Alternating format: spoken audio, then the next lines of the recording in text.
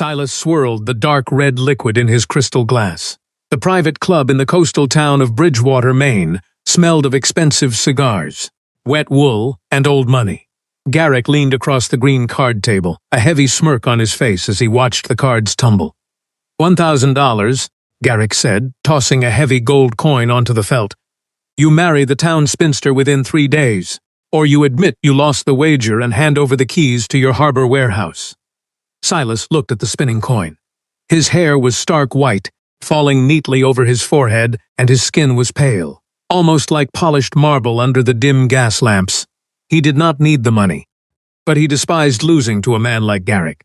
He stood up, grabbed his black wool coat, and walked out into the cold night rain without saying another word. The carriage drove through the dark, muddy streets of the coastal town. Rain hit the glass panels in a steady, rhythmic pattern that echoed inside the cab. Silas sat perfectly still in the shadows, his pale hands resting on his knees.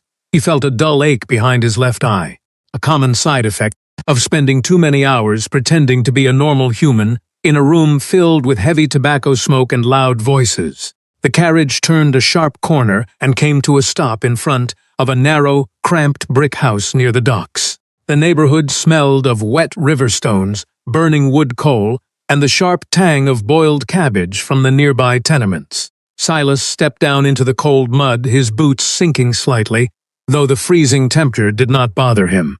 His own skin was far colder than the northern wind. He walked up the short stone steps and knocked twice on the wooden door. A young maid with a smudge of soot on her apron opened it, her eyes growing wide as saucers. When she noticed the expensive carriage and the tall, white-haired gentleman standing on the porch, Silas walked past her into the small living room before she could even ask for his name. The parlor was tight and cramped, smelling heavily of old paper and damp wool fabric. The furniture was old and worn, with mismatched patches covering the arms of the chairs. A woman sat at a small wooden desk near the window, lit only by a single candle. She did not gasp or jump when he entered. She simply finished writing a line in her notebook, dried the wet ink with a piece of blotter paper, and then slowly turned her chair around. Maeve was 28 years old, an age where the local matchmakers had long since stopped visiting her door. She wore no makeup, and her dark hair was pulled back tightly into a neat bun that showed the sharp lines of her face. Her dress was a plain, cheap gray cotton that looked stiff enough to stand on its own. She had a strong, angular jawline and a small scar near her left eyebrow from a childhood accident. She looked at Silas with calm, steady eyes that did not waver under his gaze. "Sir," she said, her voice low and slightly rough from the cold room, "you are far from the wealthy side of Bridgewater. Did your driver take a wrong turn near the square, or are you simply lost in the fog?" Silas remained standing near the door, his tall frame making the low ceiling of the room feel even lower. "I am not lost," he said directly, his voice smooth and clear.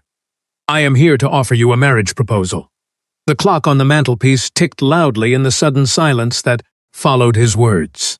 Somewhere upstairs, a loose floorboard creaked under the weight of the settling house. Maeve looked at his expensive leather boots, trailed her gaze up his dark coat, and finally stopped at his pale face and unusual white hair. She did not look afraid of his strange appearance, only deeply skeptical. "You are either playing a cruel prank," she said, "or you have taken too much drink at the local tavern." "I am completely sober," Silas replied. He reached inside his heavy coat and pulled out a thick envelope of legal documents, setting them on the wooden desk right next to her ink bottle. "These are the marriage settlements, and they are incredibly generous. You will have everything you need for the rest of your life. I already know about your brother Leo and his gambling debts at the docks. He owes $4,000 to some very dangerous men, and that debt will be paid before the sun sets today. You will have a large house, a seasonal allowance, and total financial security. You will never have to worry about the winter cold again." Maeve did not touch the papers immediately. She looked at the white envelope, then looked back up at his face, studying the sharp lines of his features. "Why me?" she asked plainly.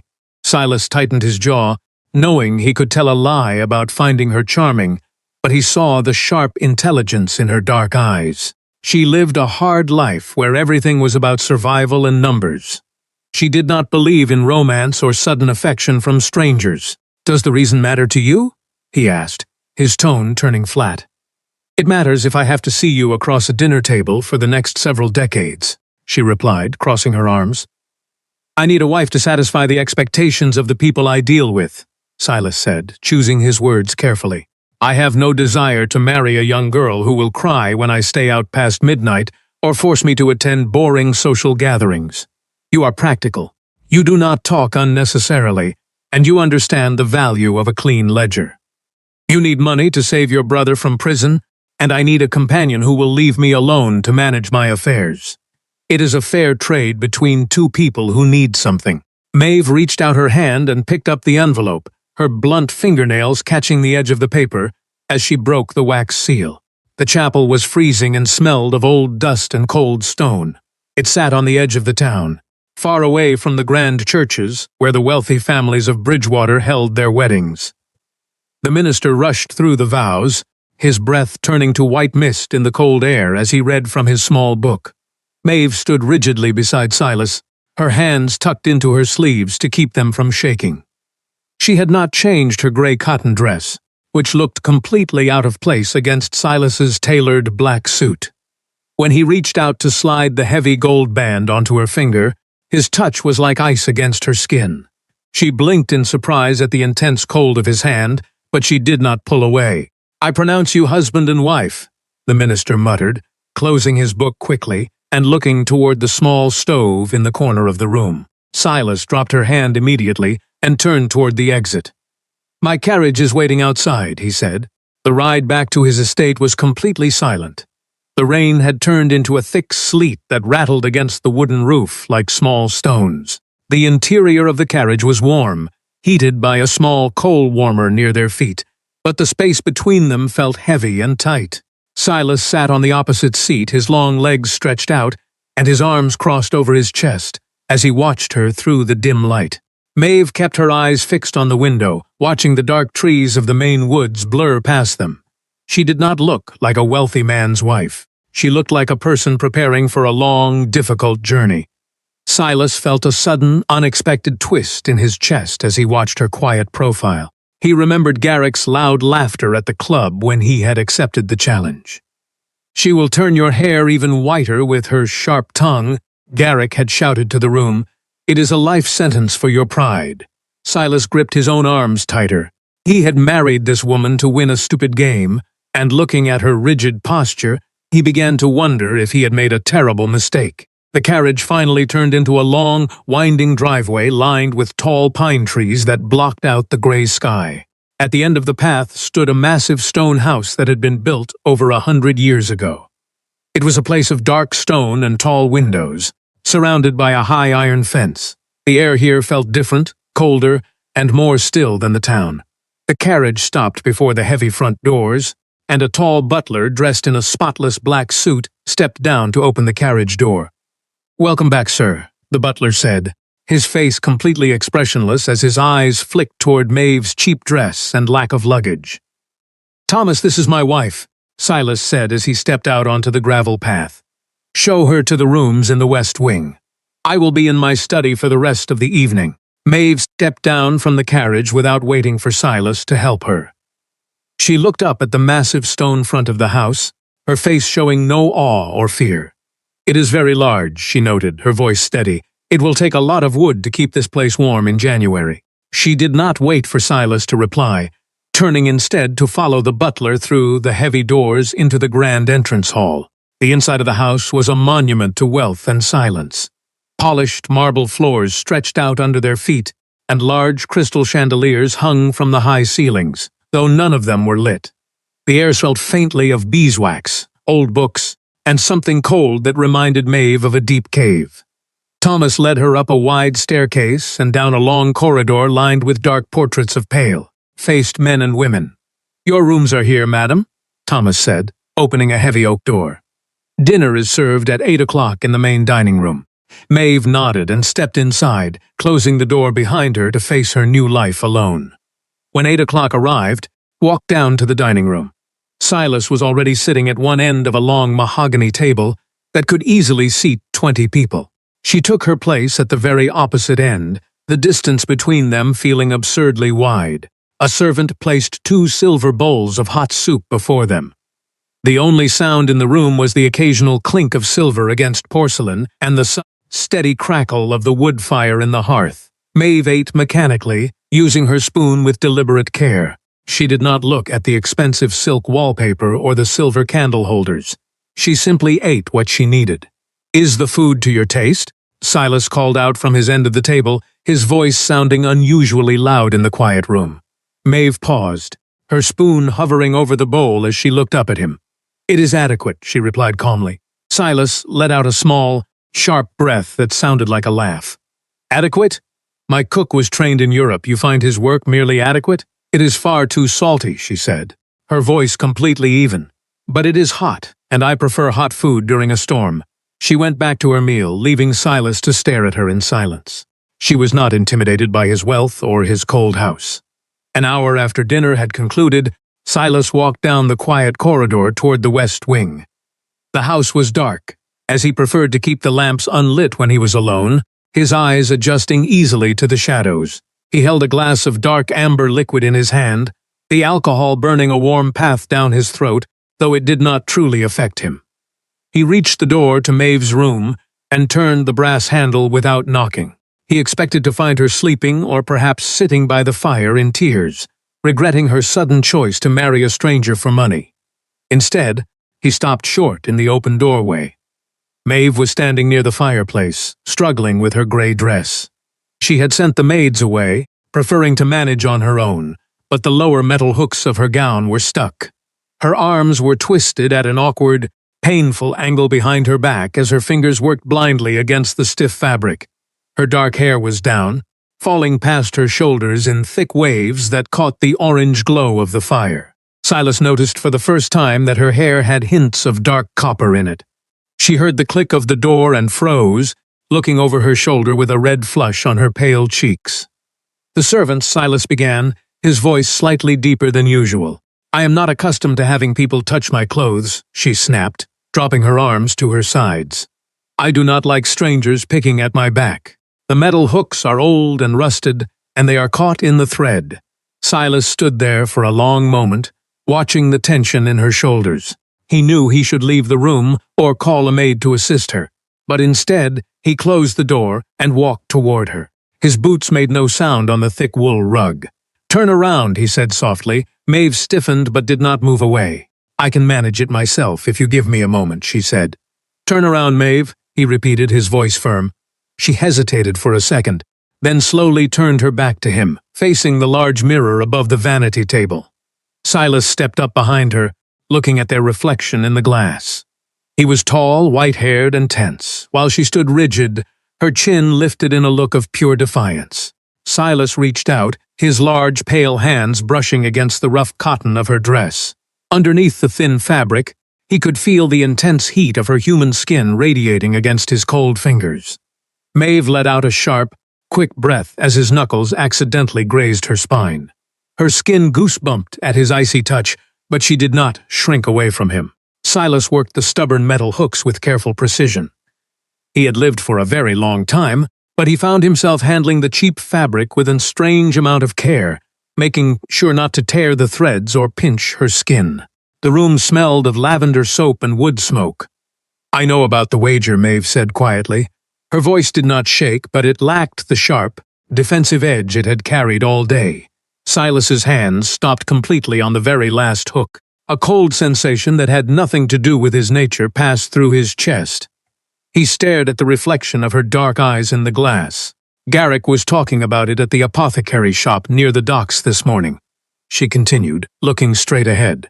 "He told the clerk that you bet $1,000 you could survive living with the town's most difficult woman." Silas could not find his breath for a moment, a sudden feeling of deep shame hitting him like a physical blow. "Maeve," he began, his voice rough. "Do not," she interrupted, turning around to face him.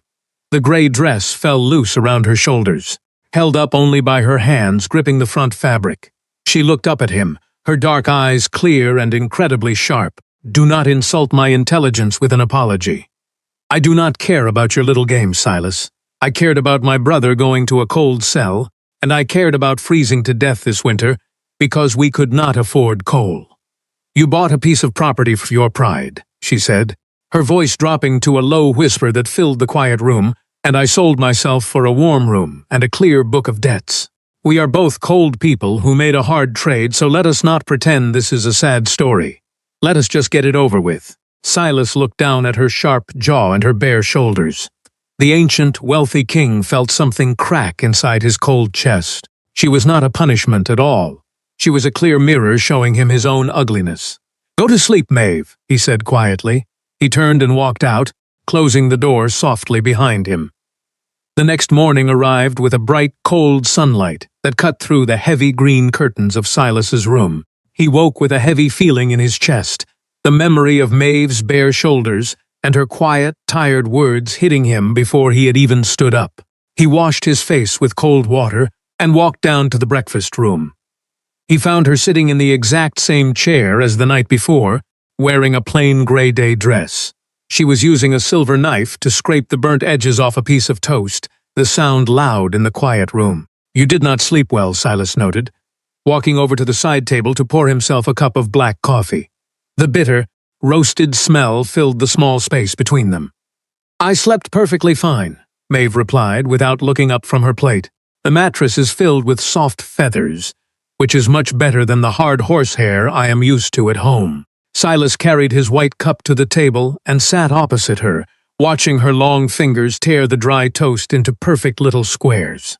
"The invitations from the town will begin arriving this afternoon," Silas said, wanting to get straight to the point. The local families love nothing more than a fresh piece of gossip. A sudden marriage to a woman they considered an old maid will bring many eyes to our door. They will want to see what kind of woman captured the wealthiest man in the county. "A spinster," Maeve added, her voice calm and sharp. "A desperate woman from the docks. Do not walk on eggshells around me, Silas.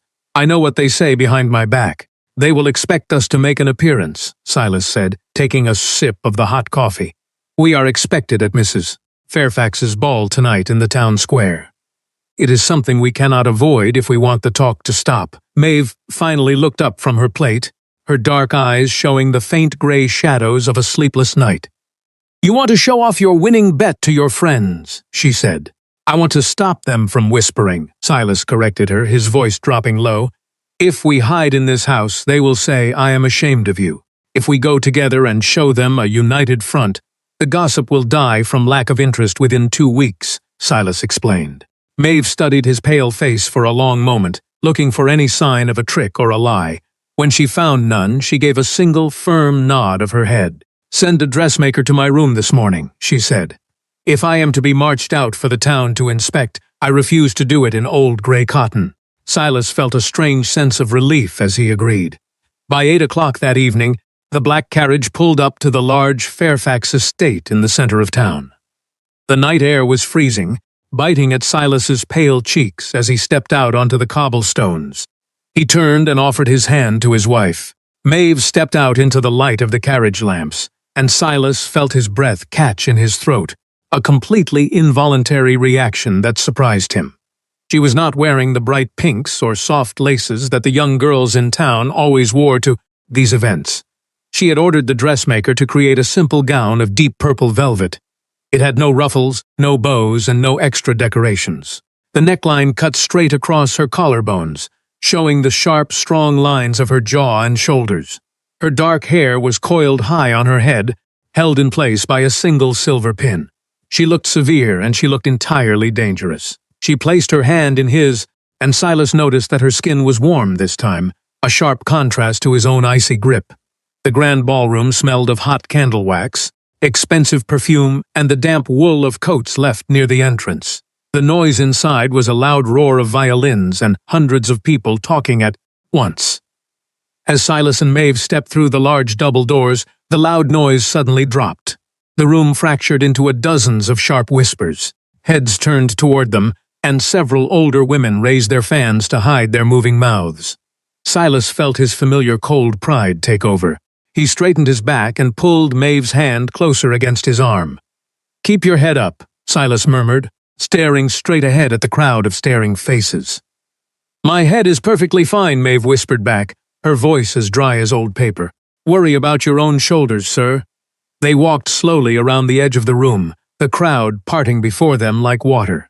Women stared openly at Maeve's bare, unadorned neck, which lacked the expensive diamonds or pearls that everyone else wore. Men smiled mockingly at Silas, raising their wine glasses in silent, insulting toasts.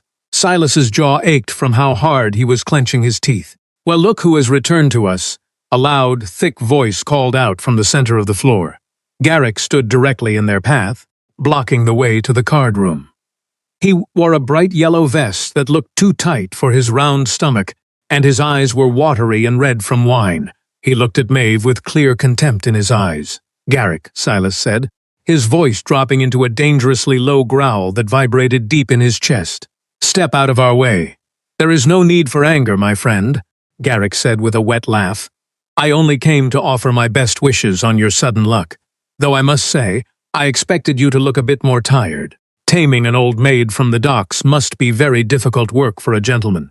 Silas's right hand closed into a tight fist at his side. He shifted his weight, fully prepared to strike the man down right there on the polished floor, regardless of the scandal it would cause.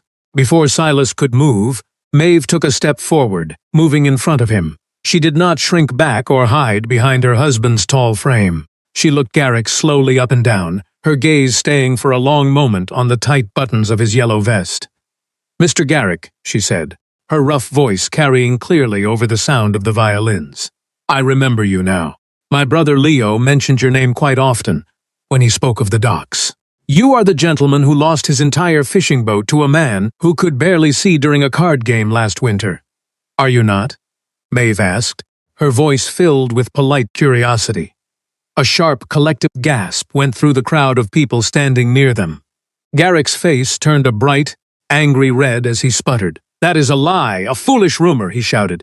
Is it? Maeve asked, tilting her head slightly. My apologies, then. I must have confused you with the other Mr. Garrick, the one who was turned away by the blacksmith's daughter because he smells constantly of old, onions and cheap ale. Someone in the back of the room let out a loud laugh. Garrick opened his mouth to speak, but he could find absolutely nothing to say. He looked at Silas, hoping for some kind of agreement between men, but Silas was merely staring at his wife with wide eyes. If you will excuse us, Maeve continued, her tone dismissive as she turned away. My husband needs a fresh drink, and you look like you need a better tailor. She pulled Silas past the silent man, the crowd opening a wide path for them. The midnight hours brought long, strange shadows across the floors of the stone estate. The carriage ride home had been filled with a heavy, electric silence that felt like the air before a summer storm. Silas did not go to his usual room upstairs. He walked directly into the large library, pulling off his heavy coat and throwing it onto a leather chair.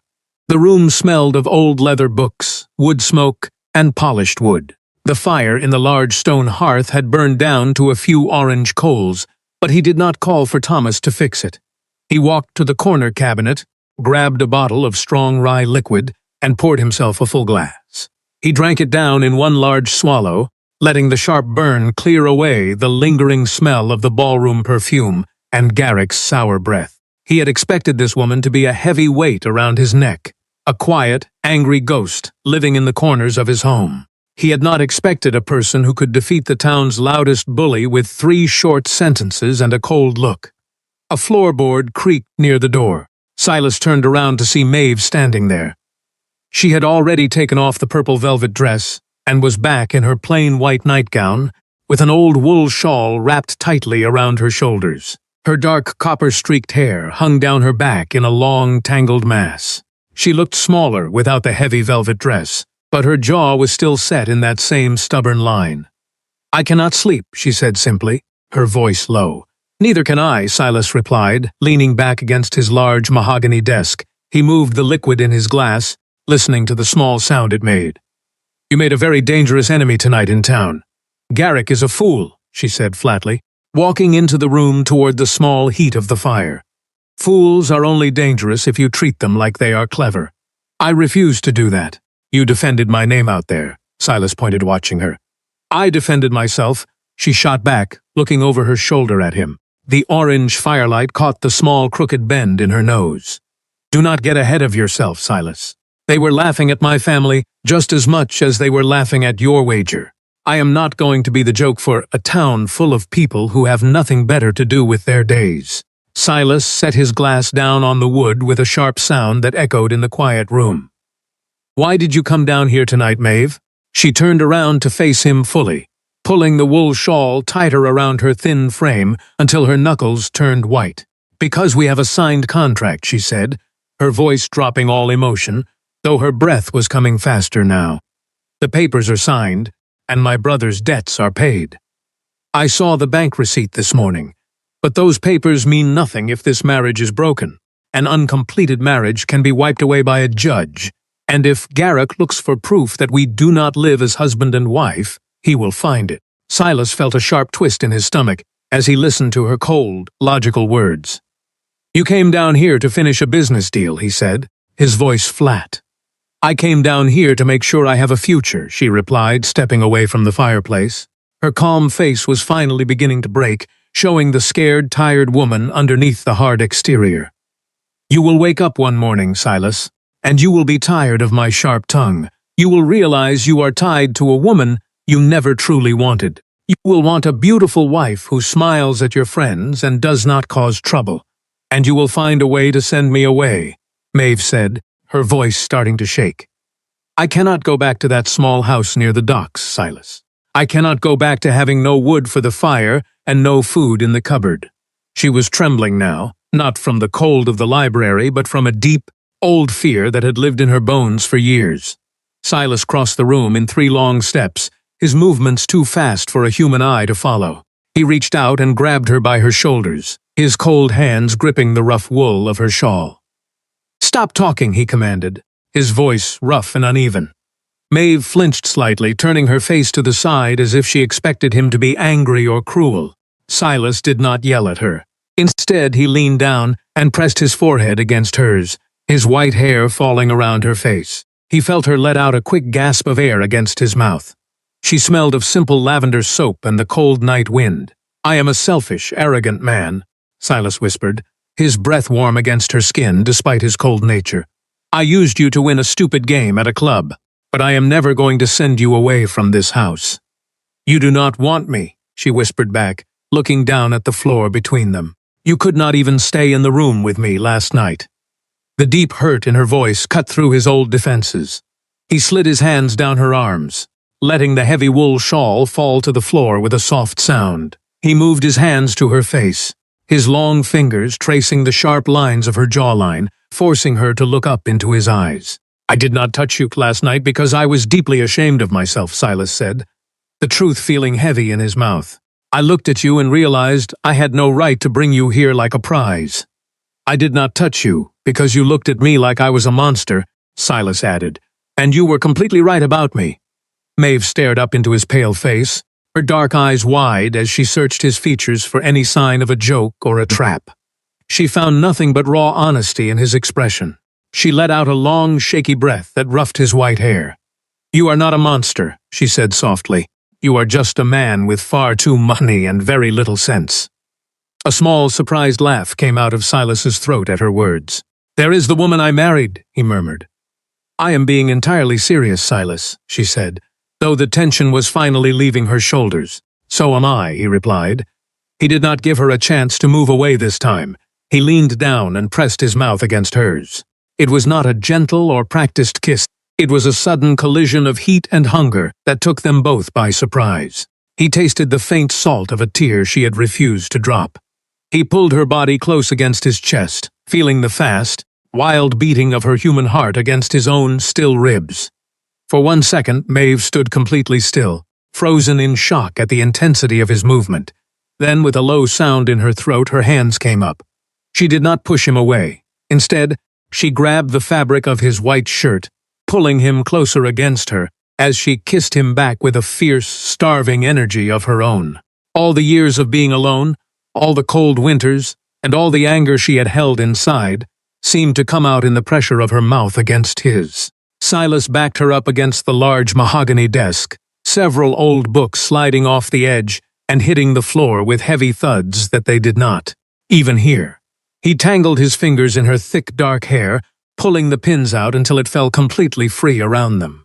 It was messy, it was imperfect, and it was exactly what they both needed to burn away the coldness between them. The early morning light showed harsh gray angles across the scattered books on the library floor. Silas woke up with a stiff back, lying on the large rug near the desk. The heavy curtains had been left open, showing a quiet, foggy Maine morning outside the tall windows. He did not move a muscle because Maeve was still fast asleep, her head resting heavily against his chest. Her dark hair was scattered across his shoulder like a net, and one of her hands was still tightly gripping his crumpled shirt. The room smelled of old wood ash and the faint scent of lavender. Silas stared up at the high ceiling, listening to the steady, warm rhythm of her breathing against his neck.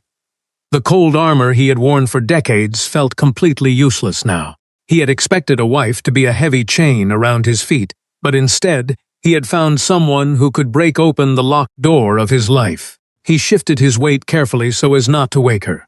Maeve stirred anyway, a small, rough sound catching in her throat as she blinked her eyes open against the gray light. She looked confused for a fraction of a second before the memory of the night hit her all at once. She sat up instantly, her back straight as a rod as she pulled the edges of her nightgown together, a deep red flush covering her cheeks. "Do not do that," Silas said, his voice thick with sleep, as he reached out and caught her wrist before she could move away. "Do not put the stone walls back up between us this morning." Maeve looked down at his hand on her wrist, her chest rising and falling quickly as she tried to find her words. She looked completely raw and entirely beautiful in the early light. "The servants will be waking up soon," she said, her voice small. "Thomas will come in to check the fire, and he will find us like this on the floor." "Let him find us," Silas replied, sitting up and rubbing the back of his neck. "It is my house, and you are my wife. Thomas can simply bring us some hot coffee." 2 hours later, they were sitting across from each other in the small breakfast room. The air between them was no longer a freezing vacuum, nor was it a perfect fairy tale. It was a simple, quiet peace. Maeve wore a dark green wool dress that fit her well, and she was carefully putting butter on a piece of fresh bread when Thomas entered the room, carrying a silver tray with the morning newspapers. The top paper featured a small, crude drawing of Silas holding a bag of money while a woman with wild hair chased a scared man. Silas stared at the ink drawing, his jaw hardening into a cold knot as he recognized Garrick's work. Maeve reached across the table and took the paper from the tray, looking at the drawing with a cool, critical eye. "They gave me a very large chin in this picture," she noted, her voice completely steady, "and it looks like Mr. Garrick is crying in the corner. How very accurate of them." Silas pushed his chair back from the table with a loud scrape. "I am going into town," he said. "I will settle this matter today." She looked at him with a dark, serious expression. "You cannot go and strike him, Silas," she said firmly. "If you use violence against him, you only prove that his words hurt you. You make us look like the desperate people he claims we are." "I am not going to strike him," Silas said, his knuckles turning white as he grabbed his coat. "I am going to pay him his money." The town club smelled of expensive tobacco and old wood when Silas walked through the front doors a short time later. The low murmur of conversation died down instantly as he entered the main card room, dozens of eyes snapping to his white hair and pale face. Garrick was sitting in a large leather chair near the fire, a glass of wine in his hand and a smug smile on his face. "Westford," Garrick called out, using Silas's old title. "Have you come to find a place to hide, or did your new wife chase you out of your own home already?" Silas walked straight to the table in front of him, pulled a heavy leather pouch from his coat, and dropped it onto the wood with a loud, heavy thud that sounded of pure gold. The room erupted into sudden whispers as the men stared at the bag of money. Garrick's smile faded slightly as he looked from the gold up to Silas's face. "You lost the bet?" he asked, surprise in his voice. "Are you breaking the marriage already?" "No," Silas said, leaning down until he was only inches away from the man's red face. "I remain entirely married to my wife. But I am handing over this gold because the entire premise of your wager was completely wrong from the start." Garrick moved back into his chair, looking confused. "Wrong? You bet you could survive living with her," he sputtered. "She is not a punishment or a chore," Silas said, his voice carrying clearly to every corner of the silent room. "She is the only intelligent, brave person in this entire miserable town. She has more courage, more wit, and more real worth than any man sitting in this room today, including you and including myself." Silas straightened up, looking at the shocked faces of the men around him. "I married a woman to win a foolish game, and it is the most shameful thing I have ever done in my long life," Silas stated clearly. "But I will not insult her by pretending she is a burden to me. I hand over this money because I did not lose anything. I won the only thing that matters." He turned his back on Garrick and walked out of the club into the fresh, cold air, his chest feeling lighter than it had in 50 years. The old ache behind his eyes was completely gone. When he returned to the large stone estate, he walked past his study and went straight upstairs to the west wing. He found Maeve sitting at a small desk with several large household books open before her, her fingers already stained with black ink. She stopped writing as he entered, the slight tension in her jaw showing her fear that he had ruined everything in town. Silas pulled up a simple wooden chair and sat down directly across from her, looking at her crooked nose and her steady eyes. "The business with the town is completely finished," Silas said softly. Maeve studied his face, reading the simple honesty there, and slowly her shoulders relaxed. She set her black pen down on the desk, the metal tip making a small click against the glass ink bottle. She reached across the open book, extending her warm hand toward him. Silas took it in his own cold grip, his thumb tracing the skin of her knuckles. "It is not a perfect story," she said with a small smile. "It is messy, and it is very strange." "It is exactly what we have," Silas replied, his heart feeling full as he looked at his wife. "Now, let us look at these books together. Your manager does not know how to count." Maeve looked out the tall window at the fog rolling across the dark pine trees of the Maine woods, her hand still warm inside Silas's cool grip. The large stone house around them was still silent, but it no longer felt like a cold tomb or a place of hiding. For the first time in her 28 years, she found herself looking toward the coming winter months without that old, sharp knot of fear in her stomach. She knew that their life together would not be filled with the sweet words or easy promises found in the romance books she had sometimes read as a girl. Their connection was built on something much harder and far more real than poetry. It was an arrangement born from necessity. But as she watched the gray mist move through the trees, she felt a quiet certainty that they would build something lasting from these broken pieces. Silas was a creature of the dark, a man with secrets colder than the northern wind, but he had looked into her own bitter corners and had not turned away. They were two sharp, difficult people who had managed to find a strange sort of comfort in each other's edges, a truce that was practical but deeply solid. As she turned her eyes back to the messy pages of the ledger book on the desk, she felt the steady warmth of his presence beside her, a quiet promise that whatever storms the future might bring to this isolated coast, they would face them across the same table, dividing the cold and sharing the heat until the seasons changed.